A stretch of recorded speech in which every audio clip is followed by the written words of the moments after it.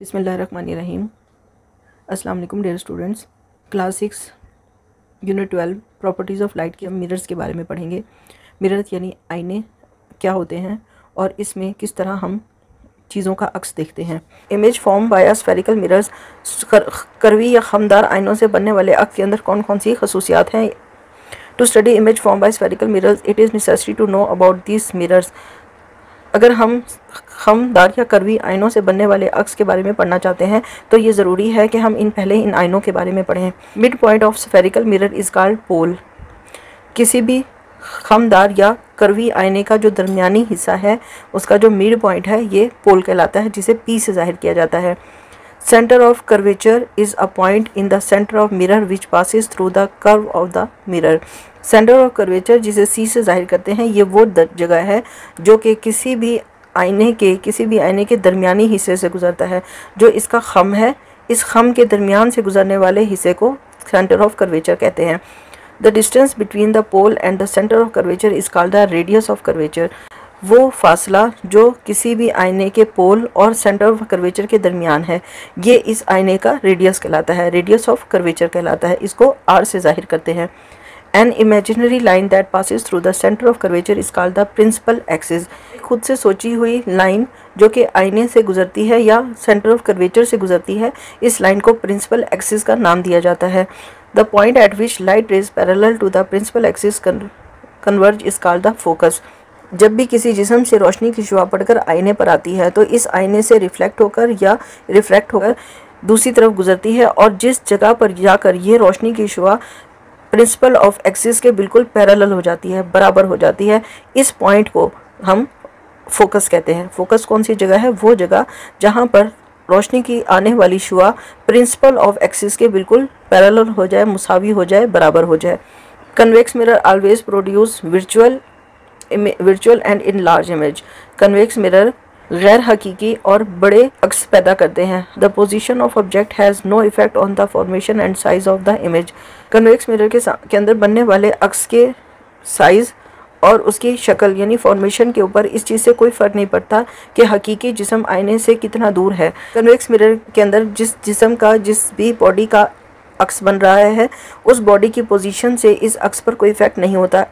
इस इमेज या अक्स का साइज़ और फॉर्मेशन जिस्म को आगे पीछे करने से चेंज नहीं होता। अगर हम इस पॉइंट को, इस ऑब्जेक्ट को यहाँ रखें, सी पर रखें, एफ पर रखें, पी पर रखें, इस सब चीज़ों से बनने वाले इमेज पर किसी भी तरह का इफेक्ट नहीं होगा। Unlike convex mirror the position and size of the image in the concave mirror depend on the position of the object. Convex mirror के बिल्कुल उल्ट कनकेव मिरर्स के अंदर बनने वाला अक्स जिस्म या ऑब्जेक्ट की पोजीशन के चेंज होने से चेंज हो सकता है। पोजीशन, ऑब्जेक्ट की पोजीशन अगर हम आगे पीछे कर दें तो बनने वाले इमेज की पोजीशन और साइज डिफरेंट हो जाता है। Let's study how image are form by concave mirror. आइए देखते हैं कनकेव आइनों के अंदर अक्स किस तरह बनता है। केस 1 में ऑब्जेक्ट सी से दूर है यानी सेंटर ऑफ कर्वेचर से बाहर है। When the object is placed beyond C, the image is always formed between C and F। जब हमारा जिस्म C से बाहर है, C से भी बाहर है यानी सेंटर ऑफ कर्वेचर से बाहर है, तो बनने वाला अक्स हमेशा सेंटर ऑफ कर्वेचर और फोकस के दरमियान बनेगा। सेंटर ऑफ कर्वेचर और फोकस के दरमियान बनेगा। The image is real, small and inverted. ये जो अक्स बनेगा ये छोटा भी होगा, हकीकी भी होगा और उल्टा भी होगा। अगर जिस्म का सर ऊपर की तरफ है तो इस इमेज का सर नीचे की तरफ होगा। The case 2 when the object is place at C the image is also form at C. जब हमने अपना जिस्म सेंटर ऑफ कर्वेचर के ऊपर रखा है तो बनने वाला अक्स सेंटर ऑफ कर्वेचर के ऊपर ही बनेगा। The image is real and inverted but the same in size as the object. क्योंकि ये एक ही पॉइंट पर बन रहे हैं इसलिए ये हकीकी अक्स होगा, जिस्म के हटाने से ये नहीं हटेगा, उल्ट होगा, जिस्म के बिल्कुल ऑपोजिट होगा, और जितना बड़ा हमारा जिस्म होगा उतना ही बड़ा ये अक्स बनेगा। When the object is placed in front of C, the image is always formed beyond C. The image is real, inverted and larger than the object। जब आपने अपना जिस्म C से अंदर की तरफ रखा है, पहले केस में हमने ऑब्जेक्ट को C से बाहर रखा था, दूसरे केस में हमने C के ऊपर रखा था, सेंटर ऑफ कर्वेचर के ऊपर रखा था।